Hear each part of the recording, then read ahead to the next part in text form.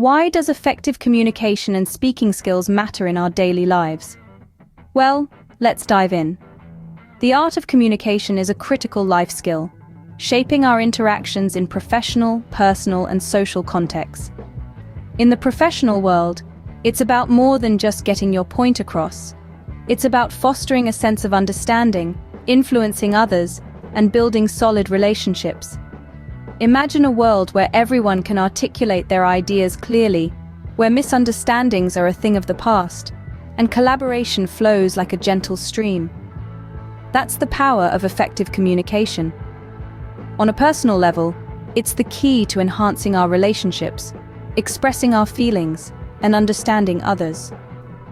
In social settings, it's the glue that binds communities together, encouraging cooperation and fostering empathy. As you can see, communication forms the backbone of human interaction, making mastering it key to success in all walks of life. Scene script. Improving communication starts with an often overlooked skill: listening. You see, listening is not merely about being quiet while others are talking. It goes beyond the passive act of receiving sound waves through your ears. It's about actively engaging with the speaker, understanding their point of view, and responding in a way that promotes healthy and effective communication. This is where the concept of active listening comes into play. Active listening is about being fully present in the conversation, focusing on the speaker's words, and showing genuine interest in what they're saying. It's about making a conscious effort to understand not just the words, but the complete message being conveyed. So how do we practice active listening? Well, there are several techniques that can help.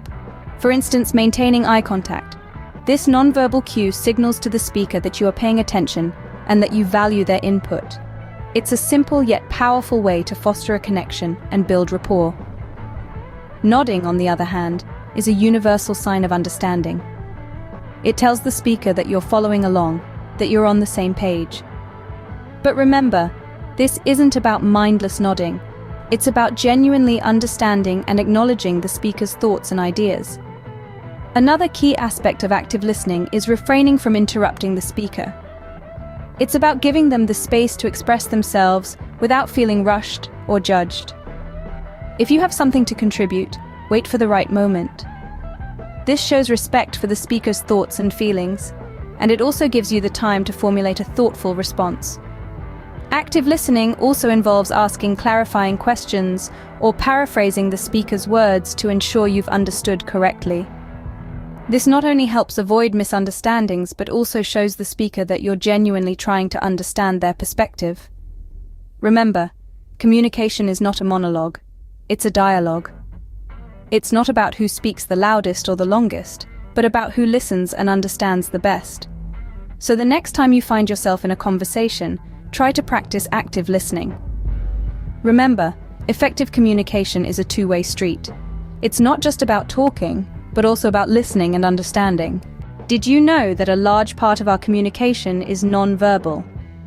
Yes, that's right. Our bodies speak volumes even when we're silent. This is the realm of body language, a fascinating and often overlooked aspect of communication. Now imagine you're attending a business meeting.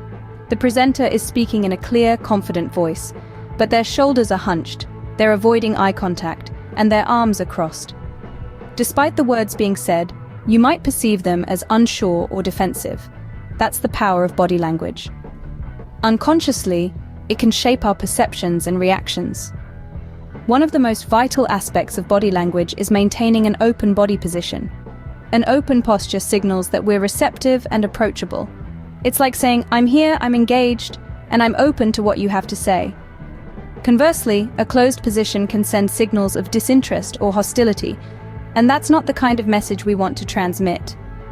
Now let's talk about hand gestures. They are the punctuation marks of our physical vocabulary. Using them can help emphasize the points we're making and can add dynamism to our communication. If you've ever watched a powerful speaker, you'll notice that their hands are rarely idle. They're always in motion, underlining the rhythm and force of their words. And then there's the face, the most expressive part of our body.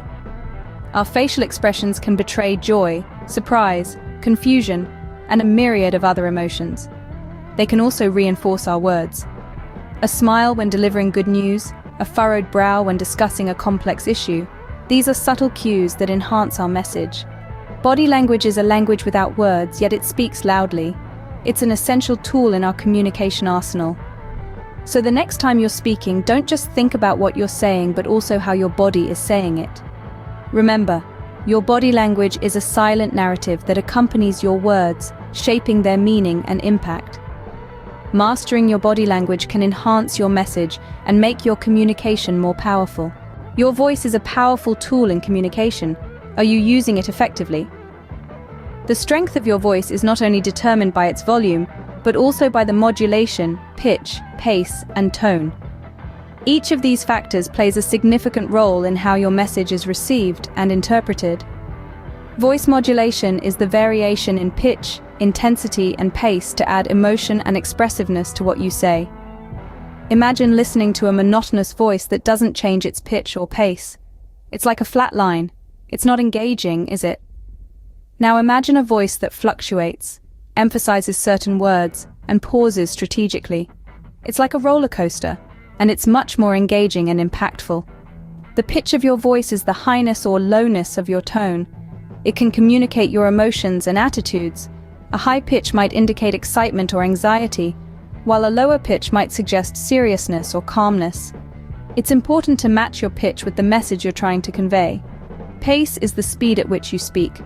Speaking too fast can make you sound anxious or rushed, while speaking too slow can make you sound boring or uninterested. A balanced pace with appropriate pauses can make your speech more understandable and impactful. Tone refers to the emotional quality of your voice. It can express a wide range of emotions, from happiness to sadness, from anger to calmness. Your tone can greatly affect the way your message is received. A warm, friendly tone can make you more likable and trustworthy, while a harsh, aggressive tone can push people away. So how can you improve these aspects of your voice? Practice. Record yourself speaking and listen to it. Identify areas of improvement and work on them. Use a mirror to watch your facial expressions and body language as you speak. Try to match your voice with your message and your audience. Experiment with different pitches, paces, and tones to find your unique voice. Remember, how you say something can often be just as important as what you're saying. Ever wondered why some people can express their thoughts so clearly while others struggle? This is where the art of clarity comes into play, a vital component of effective communication. It's the bridge that connects your thoughts to the understanding of others. And it's the key that unlocks the door to successful interactions. Being clear in your communication is like being the conductor of a symphony orchestra. You don't play all the instruments, but you guide each player to create a harmonious sound. The first step towards achieving this harmony is organizing your thoughts before you speak. Picture in your mind what you want to say, structure it, and then deliver it. It's like putting together a puzzle where each piece is a thought, and the complete picture is your message. But how do you make sure each piece fits perfectly? The answer lies in using simple and clear language. Imagine you're painting a picture with your words. Using complex language is like using too many colors in your painting. It confuses the eye. On the other hand, using simple language is like using just enough colors to make the image clear and beautiful. It doesn't make the painting less valuable, it makes it more understandable. And let's not forget the notorious jargon, the cryptic language of specific groups which can muddy the waters of clear communication. While it may make you sound knowledgeable in front of your peers, it can alienate those outside of your circle. So unless you're speaking to a group that understands your jargon, it's best to leave it at the door. Think of it like this. You wouldn't use a secret handshake with someone who doesn't know it, would you? In conclusion, the art of clarity in communication is about being considerate. It's about making your message accessible to everyone. It's not about dumbing down your content or oversimplifying your ideas. It's about respecting your audience's time and cognitive load. Remember, clarity is not about dumbing down your message. It's about making it accessible to everyone. Let's recap what we've learned about effective communication and speaking skills.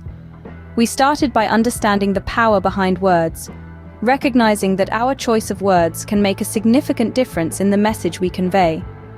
Then we moved on to the art of listening, realizing that active listening is a skill that enhances our ability to understand and connect with others. Following that, we delved into the strength of body language. We learned that nonverbal cues often speak louder than words and can significantly impact our communication. We then explored the power of voice, acknowledging that the tone, pace, and volume of our voice can influence the perception of our message. Finally, we looked at the art of clarity, emphasizing the importance of being clear and concise to avoid misunderstandings. No matter where you are in life, improving your communication skills can open doors and strengthen relationships. So, start practicing these strategies today and see the difference they can make.